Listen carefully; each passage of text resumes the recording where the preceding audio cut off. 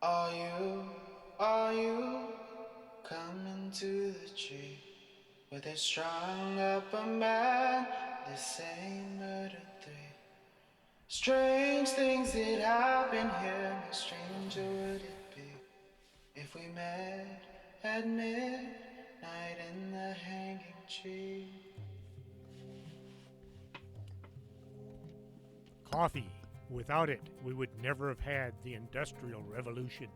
We'd all be still living in Europe in mud huts. Here in Laredo, we have the Organic Man Coffee Trike. 4501 McPherson, the best coffee on the planet. If you can't get to Laredo, you can order from the Organic Man Coffee Trike shop.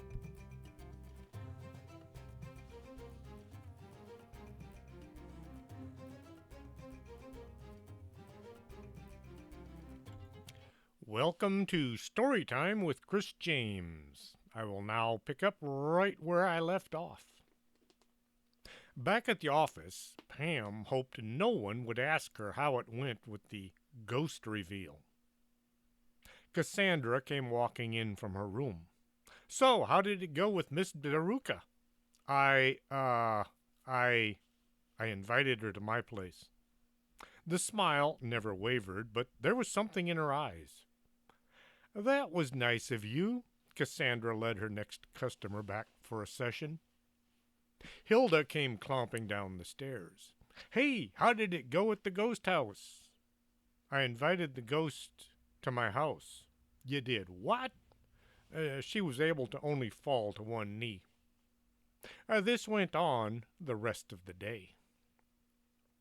When the office was closing down for the evening, Pam was hesitant about returning to her now haunted home. She waited for Cassandra, who was going to give her a ride home, which was becoming a habit. On the drive over, the subject naturally came up. Now that you have a ghost staying with you, how are you going to tell your folks? Pam was hoping for a lot less difficult task. Something easy like balancing the nation's budget or finding an honest politician. I'll just have to play it by ear and hope they don't get too bent out of shape. Cassandra was worried about what might become of her protege when it came to things of the bizarre. Do you think they might ground you or something? No, worse, they'll make me fix the problem. Pam was at a loss as to what to do about Sharma. She'd looked up Indian ghosts that is, ghosts from India. One book had said the spirits of the departed who died a violent death might just linger in order to torment the living. She wondered if Sharma had died a violent death. I hope it was an easy death. She wondered how she was going to ask. It was snowing once more and the temperature was down to 35 degrees. Pam jumped out from Cassandra's pickup and ran for her house. Once inside, she found herself sneaking about, trying to not disturb the ghost. Hello! Sharma was in the kitchen making tea. Pam felt her pulse racing in her ears. Oh, how's it going? I found your house much nicer than mine. The lights work and the TV works and you have a heater that works. As she looked at Pam. I hope you don't mind I made myself at home. Pam wondered if it would do any good.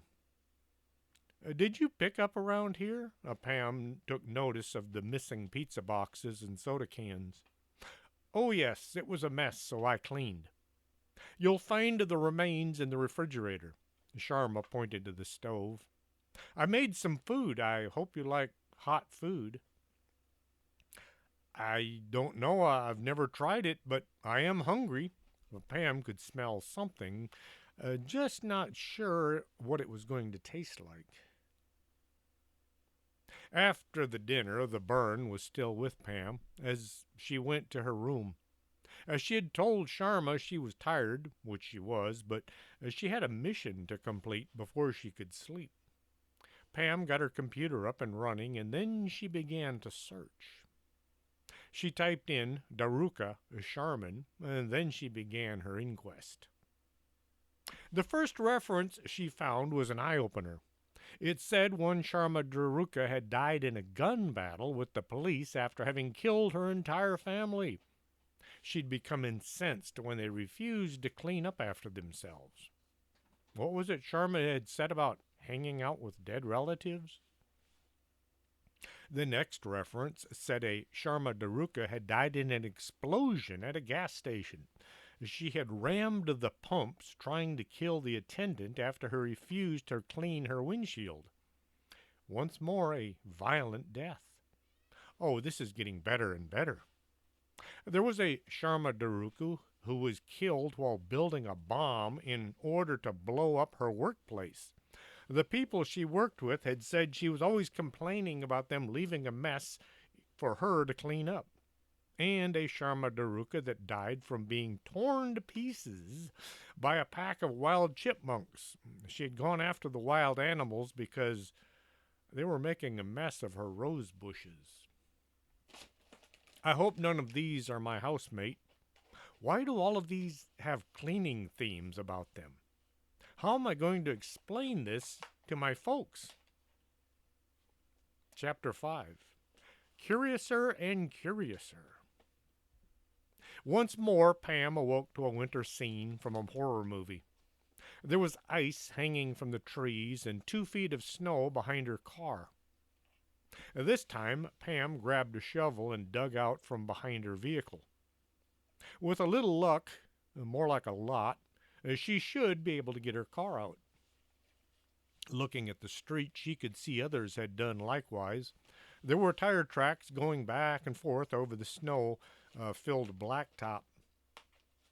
Getting in behind the steering wheel, Pam gave it the gas and shot backwards out into the street. As she came to a shuddering stop, the snow made the brakes not worth much. Then she got going forward, heading to work.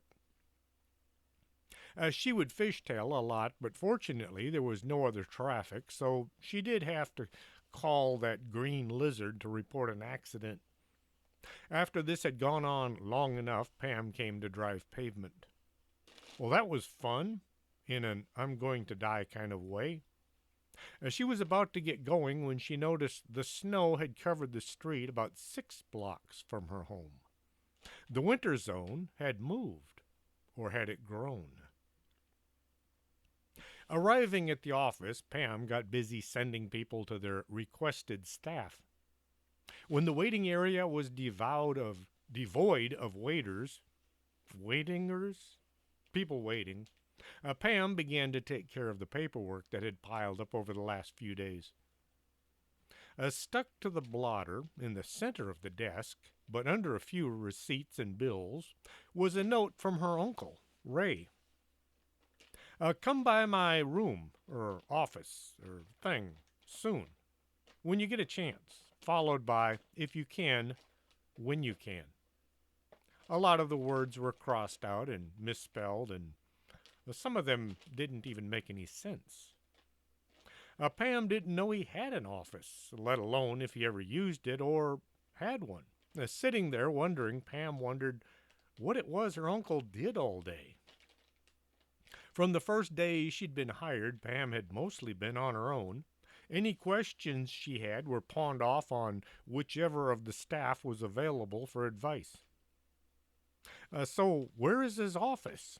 She hoped one of her many voices would come to her aid. Try the end of the hallway. You mean by the kitchen? No, the other hallway. By the coffee bar? No, one more. Pam looked to the left of her desk, where the bathroom and the broom closet were located. Feeling a bit, no, a lot, uninquisitive, she saw a hallway that she had failed to venture down in the month she'd been working here. It wasn't that she hadn't known it was there, it was that she'd never had the time and the inclination to investigate at the same moment. The few times she'd looked down this corridor with intentions of having a look, there'd been more pressing matters in need of handling. When she didn't have things piling up on her plate, she didn't have the energy to wander about looking into dark, cold looking passageways. Rising from her chair she'd been using since the prince had once more than taken possession of hers, Pam walked the corridor and had a look. It wasn't all that long, but it was dark, and Pam found things could get really interesting in the smallest of places. She took a tentative step into the unknown passage, followed by a second. When nothing scary or interesting happened, Pam became emboldened and walked to the one and only door at the end. Feeling uneasy, Pam looked back towards her desk, which was all of 10 feet away. The light over her desk seemed to call to her, "Come back before it's too late." Pam knocked on the wooden door. It was just like the door to the library coffee bar, except that door was friendly and warm. This one felt cold and uninviting. She tried knocking harder. "Uncle Ray, you in there?" Hearing no response, she tried the doorknob. Like a lot of the doors around here, it was unlocked. It turned easily in her hand, and the door swung open. There, before her eyes, was an office. Not a very big office, 10 feet by 10 feet, and not very fancy, but it had a desk and a chair. There was a banker's lamp, a pen set, and an old snow globe sitting on the desk. Pam thought it was odd there were no coffee cups to be seen anywhere in the room. For the Bag Company, this was a first. Even the bathroom was home to at least a half dozen mugs. A fireplace set against one wall, but this was normal. Just about every room had a fireplace, except the bathroom, which had an old propane wall heater. This room didn't look like anything her uncle would call his own. It looked as if no one had used this room in several years. The built-in bookshelves held all of 2 volumes, and they were both Sears catalogs. "Okay, so I was wrong." Pam went back to her desk to contemplate the location of the office her uncle would call his own. After racking her brain till it hurt, Pam went to the coffee shop to ask Eddie. "Mr. Techno, where's my uncle's office?"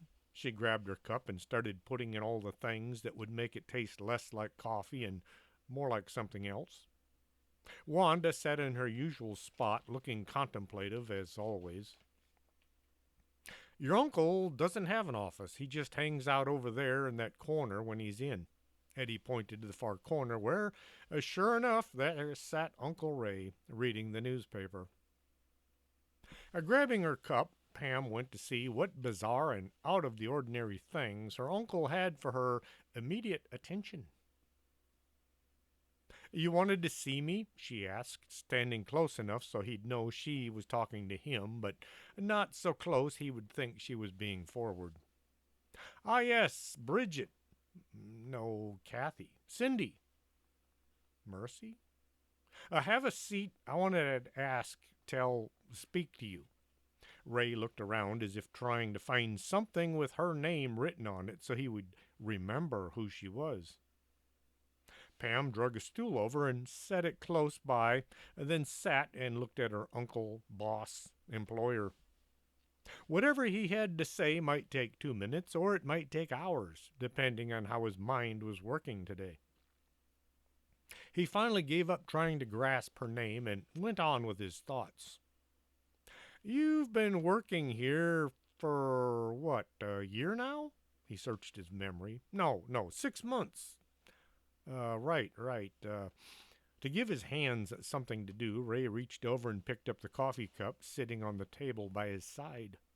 He held it up and then noticed he was holding a cup in his other hand as well. I wonder where... He took a sip from one cup and then the other to compare tastes and coolness. He looked at Pam as if just now seeing her. "Ah, Pam, what can I do for you today?" "You wanted to tell me something. Pam was getting way too used to her uncle's thought process, more like thought regression. Ray took a sip out of each cup, and then, I wanted to see you since you came here. What was it, a while ago? You've been, that is, you're not at your desk enough to be a receptionist, that is. He looked in every direction where Pam wasn't. Pam grew worried. Was he about to fire her? I have been busy doing everything that needed doing. She felt like she was 10 years old again. It's not that I've been shirking my. No, no, it's not that. You're doing spectacularly. He looked at Pam and then back into one of his cups. I was thinking maybe there was someone else you might, do the receptionist thing. That was it as she was being fired. Pam prayed he wouldn't go all emotional on him. I've tried my best. You should be working as one of the psychics, not wasting your time doing other things. He drank the entire contents of one cup. You mean you're not firing me? Pam was overjoyed, although she wasn't too sure why. She'd only threatened to quit at least 100 times. Fire? You? Oh, dear me. No, not at all. I think maybe you should uh, find someone else to answer the phone and such. Ray tried to drink from the empty coffee cup. When he saw it was empty, he tried the other. That seemed to be better. Yes, someone, and you should have an office of your own. Pam did the one thing she had avoided for as long as she could remember. She reached down and hugged her uncle. This got him even more perturbed than usual. Ray wanted to finish his uncomfortable encounter as fast as possible. See if you can see about you'll need an office then, I think. Pam remembered the empty office on the first floor. How about the office just down from the front desk? Ray thought about it for all of a second. Take the office at the end of the hall. It's supposed to be mine, I guess, but I never. That is, it's no good for me, but you. He looked at his watch. Oh, look at the time. It must be on my, way thing to do. People to see. Pam asked, who should I get to do the receptionist job? Well, why don't you ask around, find someone. Someone. Ray got up and headed out the door, still holding a cup of coffee in each hand. Pam was at a loss. Was this a promotion? An upgrade? A raise? Or what? For the last month, she'd been making minimum wage, but she always wound up working about 60 to 70 hours a week. Her bank account was getting very happy looking. She'd be able to buy a new used car any day now. Well, maybe in a few more months. Once she was back at her desk, what had been her desk, Pam got out a notebook and a pencil. She started listing everyone she knew who just might make a good receptionist. After a half hour, she looked over the list. There was nobody on it. All of her friends were off for the summer, and working was the last thing on their minds. She didn't really know anyone that didn't already have a job. I'll try to think of someone later. She put the notebook back in the drawer. Pam went to see Cassandra to inquire into whether she knew anyone looking for a job as a receptionist.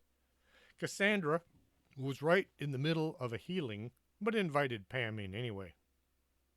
What can I do for you on this fine summer day?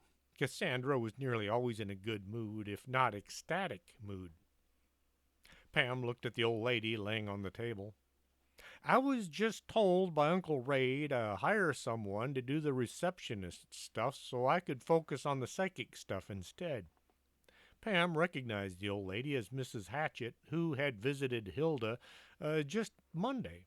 She was becoming a very regular. Cassandra kept doing her healing as she answered, Wow, that's quite nice for you. You'll be earning more money that way. You wouldn't know of anybody looking for work, would you? I know a lot of other healers, but none of them would want to answer the phone all day. I know a few folks that might want to do your old job, but I don't think any of them are available. She made that thinking hard face. I'll let you know if I think of anyone. Carol Munchausen was between clients. No, I don't hang out with that many people. She did her best work and only work with animals. Pam tried a few more staff, then went to ask Hilda. Do you know anyone that you think might make a good receptionist? Hilda was wearing a full length dress that would have been more appropriate at a funeral or Mardi Gras. Hmm, well, maybe my sister. I'll give her a call and ask. Pam hoped Hilda's sister was less flashy. What does your sister do for a living? Right now, nothing. She lives in our mother's basement. Hilda began digging in her purse, looking for her phone. Oh, right, it's by the door. Anyway, she was let go from her last job. Maybe she'd work out. Mind you, she's not nearly as sharp as me. This didn't sound too good. Well, let me know when you get a hold of her. She can fill out an application or something. Pam hadn't even filled out any job application. One of the perks of being related to the owner. The phone was ringing as Pam came stomping down the stairs, and she caught it in mid-ring and tried to answer. Hello, thank you for calling the bag company. How? She had to try to catch her breath between words. We need your help right away. There's something weird in the basement, and it's attacking our workers anytime they go down there. The man sounded worried. Is it a shadow or is it solid? Pam got her pencil out and prepared to get to the bottom of the paperwork at least. Solid, I think. Does it come out in the daytime or nighttime? Just about any time anyone goes down there. We don't know what it is. Has anyone actually been harmed or just scared? I don't think anyone's been hurt, but we do lose several guys just this week. Lose as in vanish or as in quit? Quit. They said I don't pay them enough to go down there ever again. What is the name of your business? This is the Hanrahan Funeral Home. I see. Pam didn't, but she had a good idea.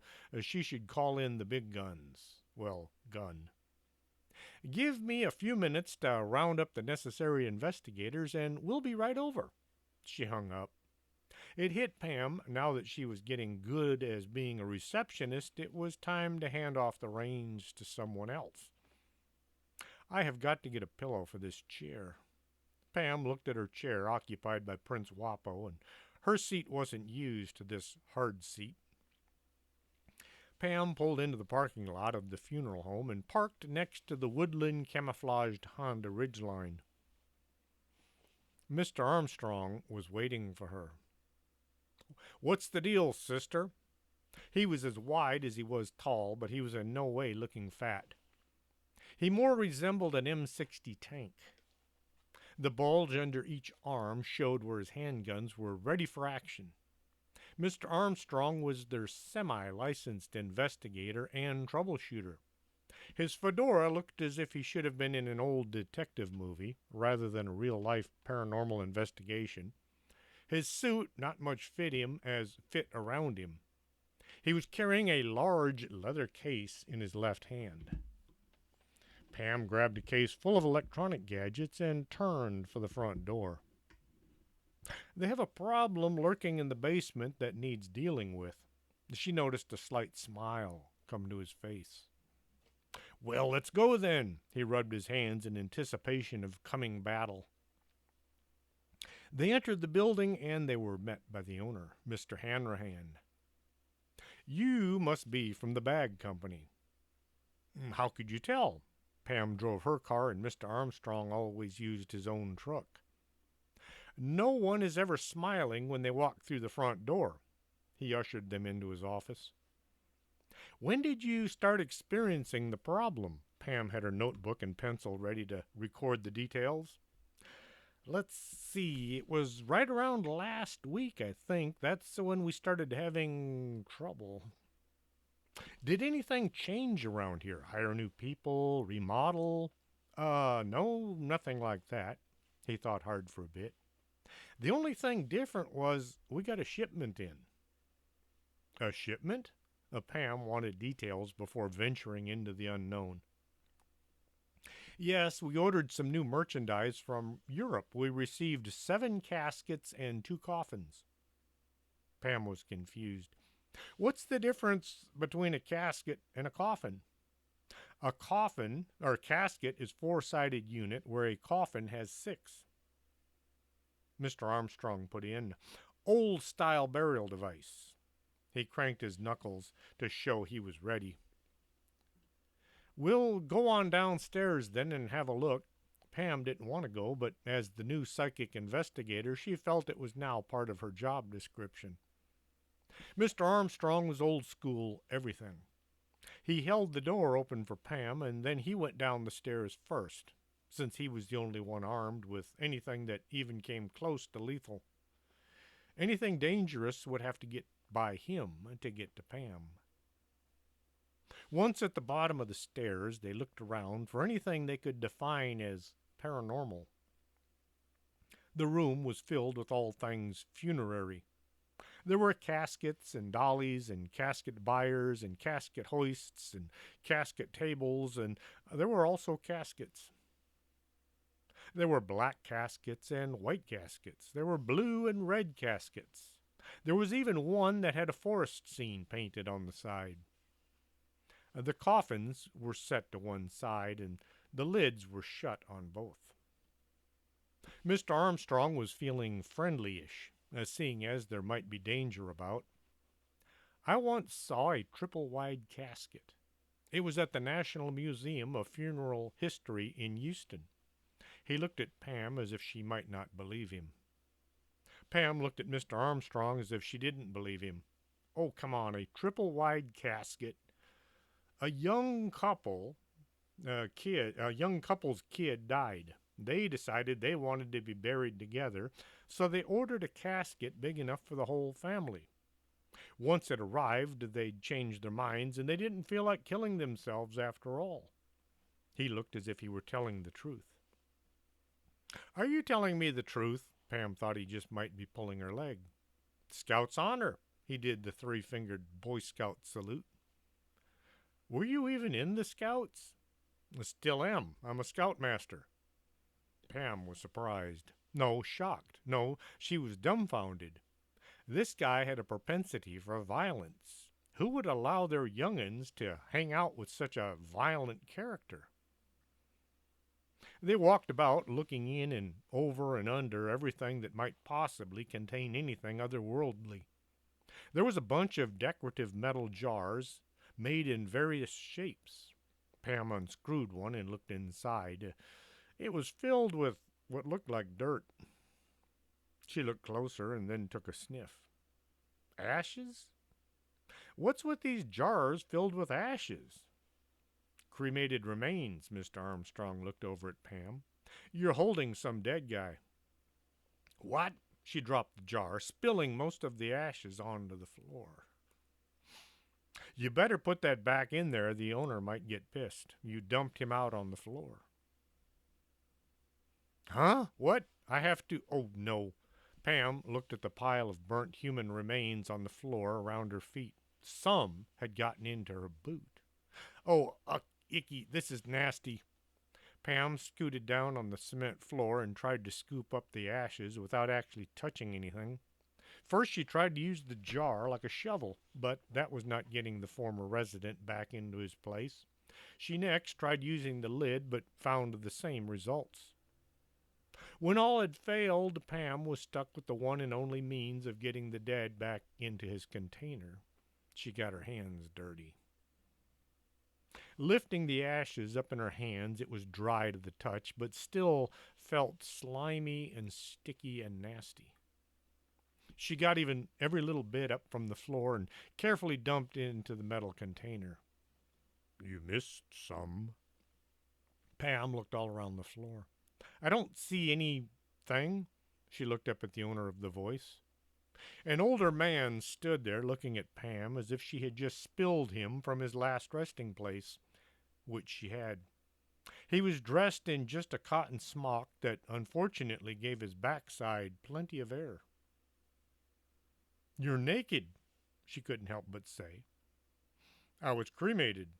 The funeral home didn't want to burn up a perfectly good suit, so I got this instead." He did a little pirouette, showing all of his exposed skin to Pam. "You got some of me in your boot." He pointed one crooked finger at her right foot. "Oh, sorry." Pam rolled onto her seat and got busy pulling her boot off. Once she had it in her hand, she held it over the jar and carefully shook the contents out and into the jar. "Hope you didn't dump no toe jam in there with me." He reached out and snatched the jar from Pam's hand, which he stomped off into the gloom of the basement. "You talking to yourself or you got something?" Mr. Armstrong was working around psychics enough to know they sometimes did weird things for a reason. You were right. He was pissed. Pam now had the remains on her hands and couldn't shake it off. She wanted to wipe them on her dress, but then she'd have remains on her dress. She needed a sink. "I'm going to look over there." She pointed to the far wall where there was a door that hopefully led to a bathroom. Pam walked over to the door and looked inside. It was indeed a bathroom with a sink and a thing, too. She didn't need the thing, but she sure needed that sink. She slipped through the opening, and just because she was in the bathroom, she locked the door. Washing her hands, she used a lot of soap, and then she let the water run over her fingers to be sure every last speck of Mr. What's-his-name was well and truly gone. She still felt a shiver run up her spine thinking about it. It was one thing to stick your hand through a ghost. It was another to have human remains stuck between your fingers. She wanted to wash her foot as well, but there was no way of cleaning her boots, so she just waited until she got home. Stepping back out into the main room, Pam came face to face with another old guy, only this one was well dressed. If wearing a suit filled with holes could be said to be well dressed. This guy looked like he should get outside more and get some sun on his skin. His hair was sticking out in every direction with a bad case of bedhead. The suit in question was expensive at one time, but it was gnawed on by whatever had gotten hold of it. He looked at Pam with what could only be described as hunger. She was polite, of course, as her mother had told her. "Excuse me, do you work here? We're looking for whatever is bothering the staff." The old guy gave Pam a toothy grin. Too many tooths. Too long, too. Are you one of the departed?" Maybe this guy was a ghost in need of a new wardrobe. He moved towards Pam in a slow but hostile manner. As he came, his mouth opened even wider than seemed possible. It didn't so much open like a person about to bite into 1-pounder hamburger, but like a snake about to inject deadly venom into its prey. Pam took several steps backwards, trying to avoid contact with what looked like a mouthful of fangs. Screaming escaped from her mouth all by itself. Her foot came in contact with another one of those metal body-holding jars, and it went out from under her in a quick hurry. She fell over onto the softest part of her body. This didn't mean it didn't hurt. It was just softer. The old guy came into view as he hovered over her. He grabbed her with ice-cold fingers that were as hard as rock. The teeth grew closer to her as he forced her head back to expose her neck. Pam brought her knee up into his delicates as hard as she could. This caused intense pain, but only in her knee. The creature was getting closer by the second. It made a sucking sound like a sump pump that had just reached the last of the water.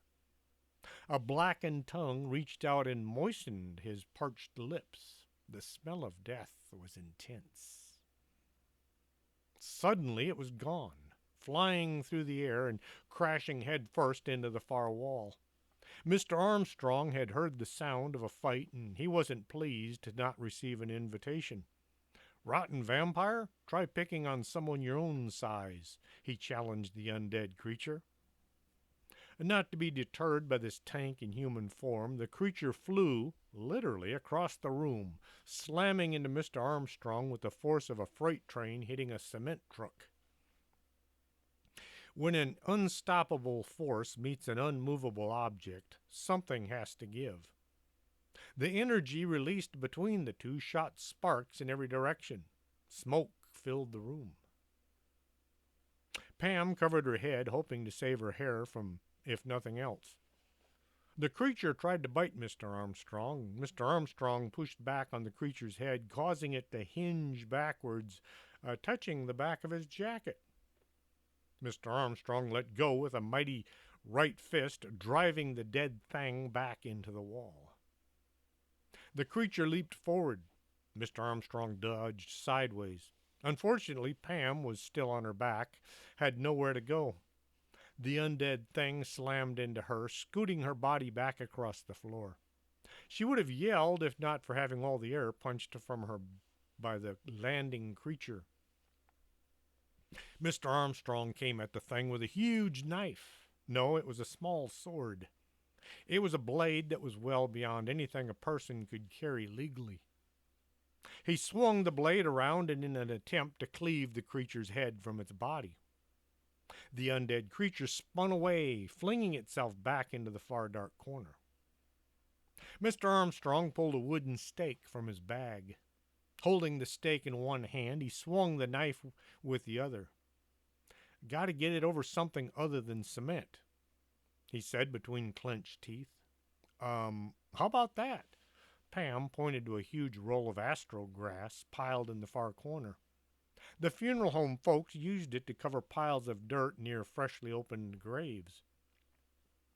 "It might have to do." Mr. Armstrong tried to maneuver the creature around so he could drive it back into the astro grass pile. Pam wondered why he didn't just stake the thing. "Why don't you just drive the stake through its heart?" "Won't do any good." Mr. Armstrong hit the creature with his broad shoulder like a linebacker hitting a skinny little quarterback and sent it backwards. The creature snarled and tried to rake Mr. Armstrong with the claws that should have been fingernails. Mr. Armstrong just pushed harder, scrambling for purchase on the cement floor.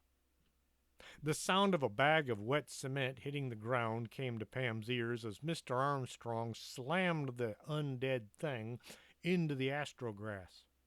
Holding the creature down with the fist-encased knife, Mr. Armstrong raised the stake above his head and then swung it down in a death-dealing arc. The stake pierced the creature's chest and then slammed into the astrograss beneath it. Mr. Armstrong used the pommel of the knife as a hammer, pounding on the end of the stake. The stake finally would go no further.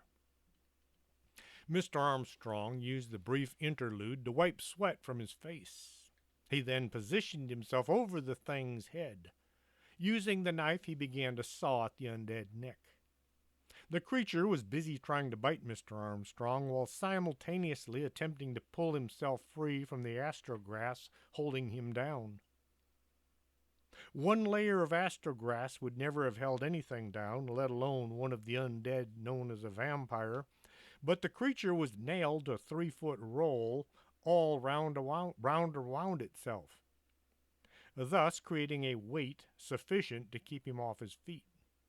Mr. Armstrong had to dodge the thing's vicious claws while removing its head. It looked like a lot of work. Pam considered trying to help, but she knew better. It was not for a lack of concern. It was a lack of courage as well as muscle and drive that kept her away from the fight.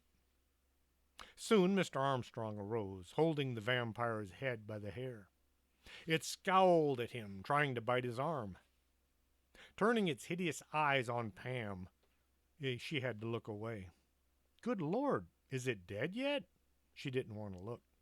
"I would say it's more dead than it was a moment ago. It's gone to meet its maker." Mr. Armstrong shook the head and then tried to look into the cold, dead eyes. It was hard to say for sure, since the thing was dead long before meeting Mr. Armstrong and his knife. Pam's aversion to undead creatures was overcome by her curiosity. Why didn't it die when you drove the stake through its heart? Its heart was doing nothing inside its chest. The stake was to hold him down so I could have a go at his head. That's why I needed something other than concrete to drive it into. He got the body loose from the carpet pile and carried it over to the coffin. Next, the head was arranged so it was facing backwards and between its feet. There, that should do it. The lid of the coffin had a locking mechanism mounted on the inside. Mr. Armstrong used the knife to pry the lid off number 2 coffin. It was empty. Must be his backup box. Mr. Armstrong was smiling. It looked creepy. Now, with the undead more dead, they went back upstairs to arrange the coffin to be properly disposed of, along with its contents. Mr. Armstrong looked as if he'd just finished a slight workout, whereas Pam looked as if she'd been freshly beaten with a wet dog. It would appear your establishment was infested by a vampire, Pam told Mr. Hanrahan. Next time I buy anything from Romania, I'll have the boys open the boxes outside in the sunlight. Won't do any good. You'll just get a sunburned vampire. That whole sunlight thing is just Hollywood. If I were you, I'd find a more reputable supplier. Mr. Armstrong was well versed in dealing with all kinds of paranormal things.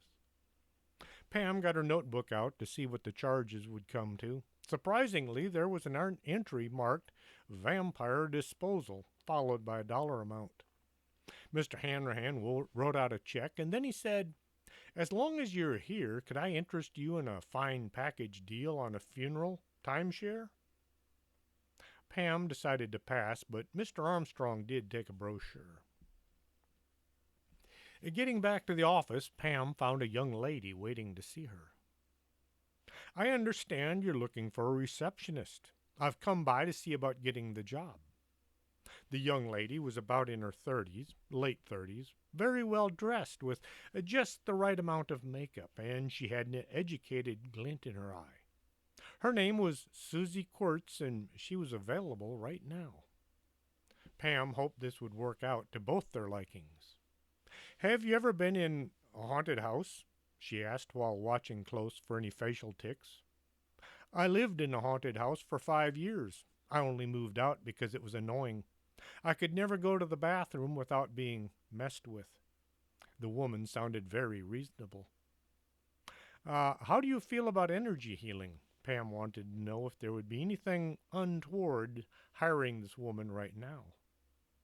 "I've been to see several energy healers. I find them far superior to the mainstream medicine." "Are demons or werewolves a problem for you?" Pam tried to remember what all gave her heart failure when she was hired here. "It would depend on if their clients are troublemakers." This gal was just what Pam was looking for. "Do you have any experience working as a receptionist?" Pam was aching to hire her already. After all, Pam had had no experience working any kind of a job, and look how well she had done. Just don't look too close. There had been a few mistakes. "I used to work the front desk of the Manlyhana Hotel, but I had to leave. I was just too mundane. The hours were too predictable, and I didn't much care for the uniform. The Manlyhana was the only best hotel in the area." "Well, let me present your application to the boss and see what he thinks." Pam figured Ray would hire her, being as she was the first person to apply as well as the only one. "Well, we'll get back to you as soon as we can."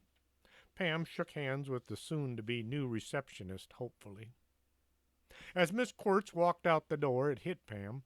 I wonder how she knew we were hiring. Maybe she was psychic as well. When Pam went to get a cup of java, she spotted Jolene sitting in the far corner.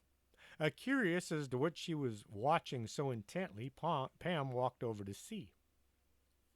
In the corner sat two large boxes made out of some gray material. Jolene was watching one box while at the same time giving the other box, which can only be described as unfriendly glares. "It's a star," came from the box closest to Mrs. Clark. "This is truly amazing," came from the other container. "Get off my foot," came from the same box. "I'll show you how to stomp on something." The sound of a hand on a face came from in the same box. Jolene stood and announced, "I think we've seen enough for today." She pried the top off the box next to her and lifted Garrett out from inside. Pam looked at the box a little closer. "What is that thing made out of?" The sides were 2 inches thick. "Oh, hello, Pam. Oh, these boxes are made out of lead. The scientists wanted to see if lead could have any effect on Garrett's abilities." She pointed one finger at the other box. "You can leave those guys in there for a bit." The sound of a struggle could distinctly be heard coming from inside box number 2. "And they put lead boxes in the coffee bar because too heavy to get 'em up the stairs, so Dr. Mansfield, convinced Eddie to allow them to do their experiments in here." Eddie yelled from across the room, "And this will be the last time they do so." He felt as if anything like this belonged on the other side of his door. Mrs. Clark took her son home. The sound of the scientists fighting each other or trying to escape from their new environs followed Pam back to her desk. She was curious how all 3 men got inside and how all 3 men planned to get back out. It took the rest of the day to track down her uncle to give him the application and the wad of cash she had stashed in the book behind her desk. $2,500 just for looking at Schrodinger's cat? I wonder if maybe they need somebody to look into Area 52, or was it 51? Ray looked at a handful of bills and then handed them back to Pam. "You earned it. Take it. But I was working for you at the time, so this belongs to you." Pam tried to hand the money back, but her uncle just gave her a busy reading the application. She lives to that the no, she worked. I wonder, is she any good in the kitchen?" He looked over at the coffee bar. Probably not." He flipped each form over only to see they were all one-sided. The job application was a generic one found in a drawer in an unused desk in the basement. Pam had gotten a crew to come by to see about refurbishing the dark cellar to be used for something other than Worm Kingdom. "I guess you should. No, I should. Go ahead and, well, tell her she's hired, I guess." He looked at the name on the form. "When can she start? Start, that is." Pam was relieved. "I'll call her to come in first thing Monday," she said, and she was available immediately. Pam dialed the number on the form, and it rang and rang, and then an old lady answered. "Yes, how might I help you?" "Hello, this is Pam Bogus from the Bogus Anomalous Group. Is Susie Quirch there?" "Susie is out right now. She went to the store to buy my medicine. She should be back soon. Should I... What's that? Oh, just a second. She just walked in." The sound of the phone being set down and then a mumbled discussion in the background, followed by the phone being picked up. "Hello, this is Susie. How can I help you?" Pam was glad she could pass on the good news herself. "Miss Quirtz, congratulations. You got the job. Would you be available at 9 a.m. Monday morning?" "Why, of course. I really just wanted an excuse to get out of the house. I'm getting bored sitting around watching TV and my mother all day. I'll be there at 9. Being as it was Friday, Pam got busy making out the checks. She had the whole book of Ray's checks already signed. All she needed was to figure out who worked which hours and fill in the blanks. The only part that bothered her was filling out her own check. She almost felt like she was stealing when she wrote her name on a check and that was signed by her uncle. Once she had finished the checks and placed them in each staff's mail drawer, she took her check to the coffee bar to have Eddie cash it. Everybody cashed their checks this way. Pam felt as if her life was taking a turn for the better. Driving back home, Pam ran into a blizzard. It was coming down in ways only seen on TV, a film from the Antarctic in the dead of winter. This just can't be happening in July. Now, Pam had to drive slow in order to see. The wiper blades were only doing so much. I have a cat behind the camera again. She passed a car in a ditch. It had slid on the ice. Few people were out in this weather, in this part of town. The storm was isolated to a 12-block area. As she drove, Pam had an odd feeling as she had forgotten something. Something to do with her folks, maybe? The driveway was already full of snow, so Pam just pulled to the curb. Well, she pulled up onto the curb and stopped. Opening the door, she wished she'd put at least one or two of her jackets or her coat on. Holding her coat over her shoulders to keep in some of the warmth, Pam dashed for the front door. As she was stepping up onto the porch, the door swung open. Pam went through to the sanctuary within. Sharma closed the door to keep as much cold outside. So, how was your day? She had on an apron, an old-styled apron, like from back in the 50s. Pam thought about an old episode of Leave It to Beaver or something like that. It went okay. I did fight a vampire, but that's about all. Pam wondered if Sharma was any one of the deaths she had read about last night. Her cell phone began to ring. It wasn't a bell ring like at work. It was more like a pleasant tinkling sound, easily ignored if not for the fact it grew louder and more demanding in a few seconds. Pam saw the picture of her mother staring at her from the screen. I better take this. It's my mother. Pam hit the answer button. At the same time, she remembered her folks were supposed to return tonight. Return to a mid-July blizzard. Return to a brand new ghost living in the guest bedroom. Return to a possible serial killer in their home. Knowing her folks, they were calling from the edge of town to say they would be there in 30 minutes. More than enough time to not be able to fix anything. Mom, how's everything? Pam hoped the sound of her voice was a lot better on her mother's phone than it was in her own ears. Sharma didn't seem to notice Pam was tied up. I fixed dinner. I hope you're hungry. I made my specialty. I hope you like it. I used extra paprika, so it should be nice and spicy. Sharma not so much invited Pam as herded her into the dining room. Her mother's voice was barely audible. Is everything all right? There seems to be some interference on the phone. Oh, it's a storm. There's a storm outside here. Here, outside. Pam was trying to think how she could explain the presence of Sharma around the house. The snow could explain itself.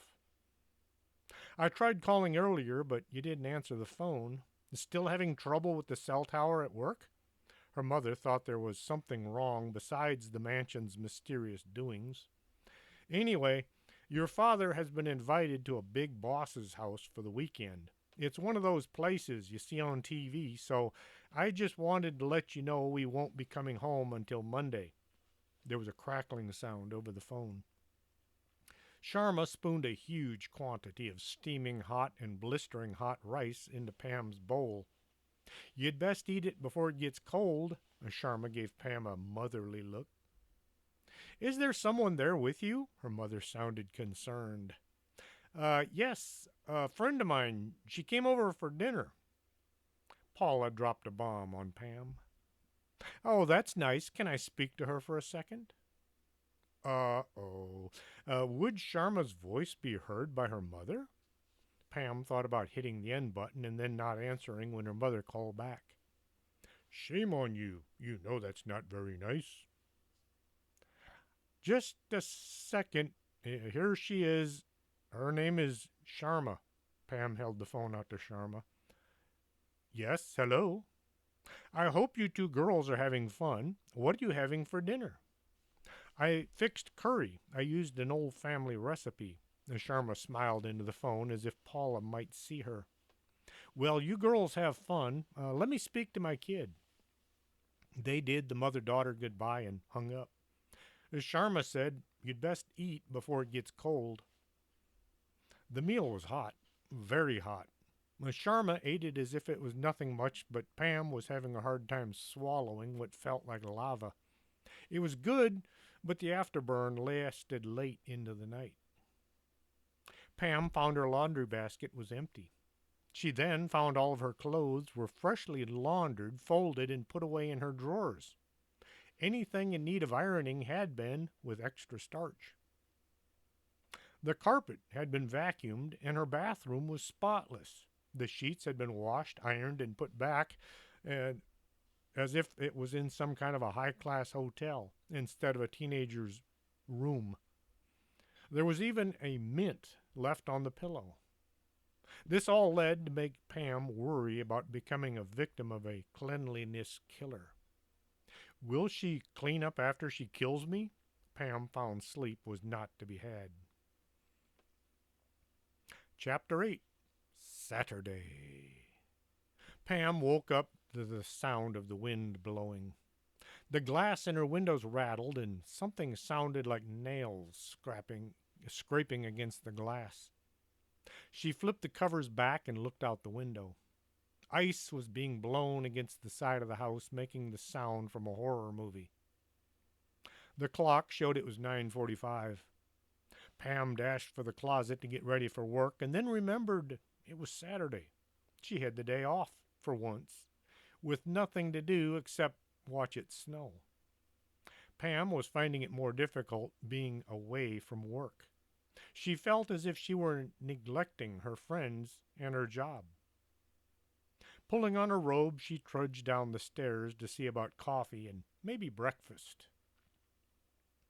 I made some hot tea if you would like some. Sharma sat in the kitchen watching the snow pile up in the backyard.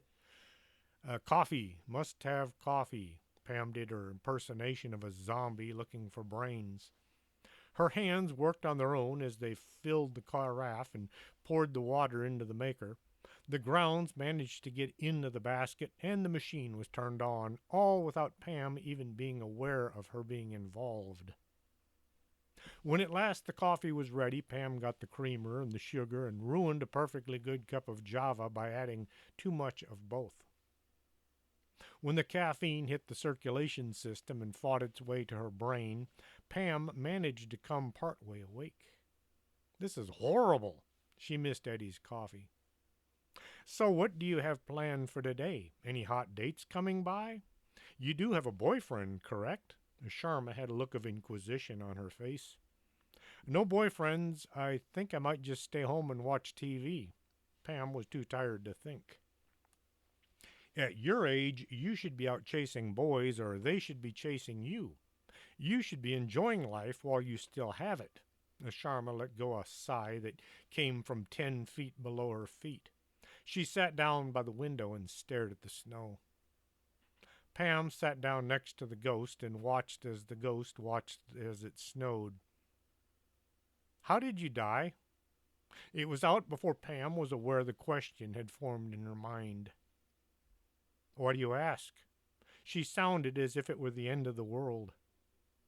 Well, it's just that, the whole not wanting to go to the next life and all. Pam flipped a mental coin. As she was able to catch it and saw it was tails. You didn't kill anyone, did you?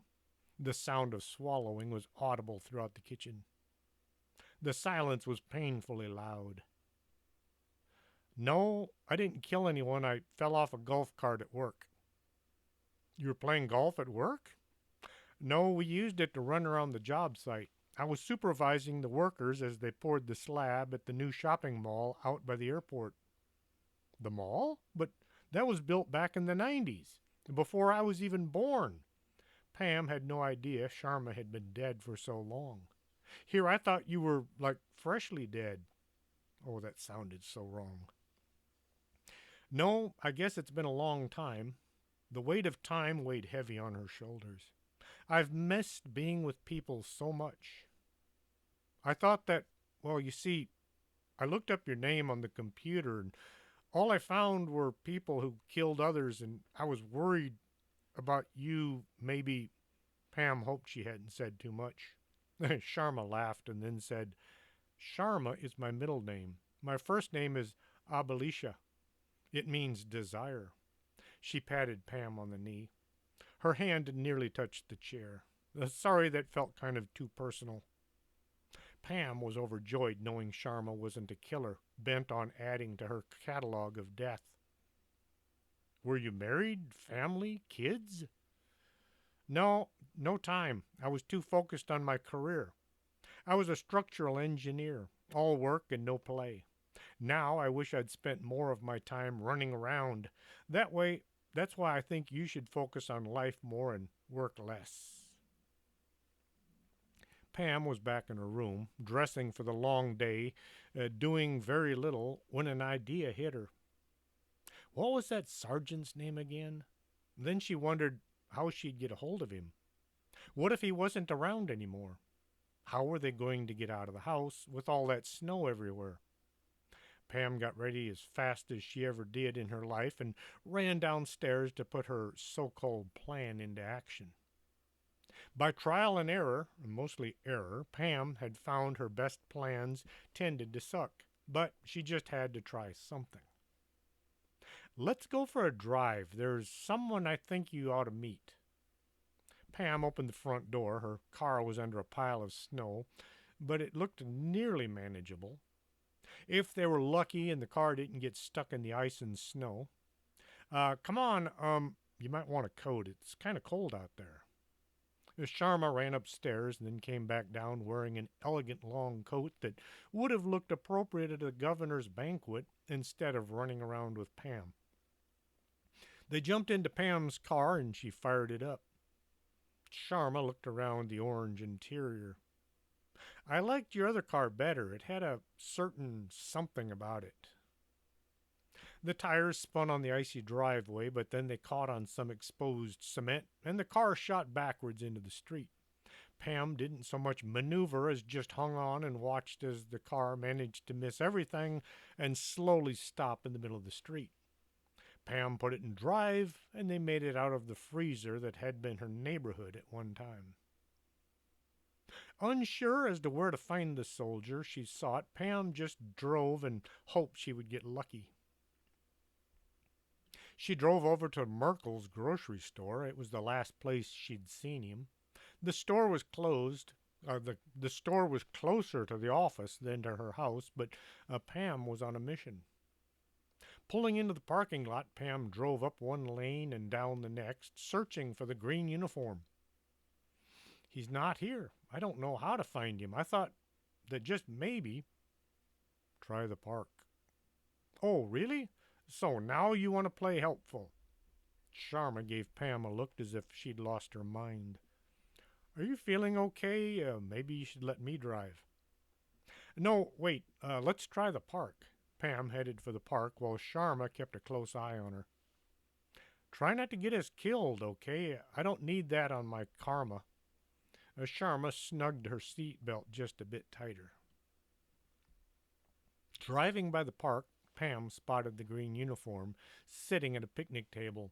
He was watching some kids playing tennis.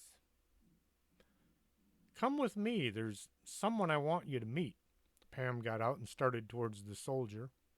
He was in an OD green uniform from the Vietnam War.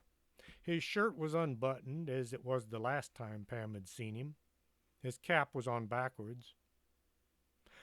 Sergeant Dingleopagus, how have you been?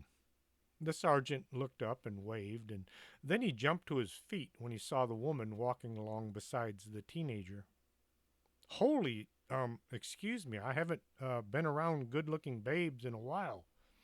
None that could see me, that is. He quickly straightened out his uniform and spun his hat around to a proper military direction. Sharma looked at this unkempt soldier and wondered what Pam was thinking bringing her here. Please have a seat. Sergeant Dingleopagus made a gesture of pulling the picnic table bench out. Pam sat down and then made an effort to get Sharma to sit as well. She placed one hand on her arm and felt the bones underneath. Really felt them, as her fingers wrapped around and touched.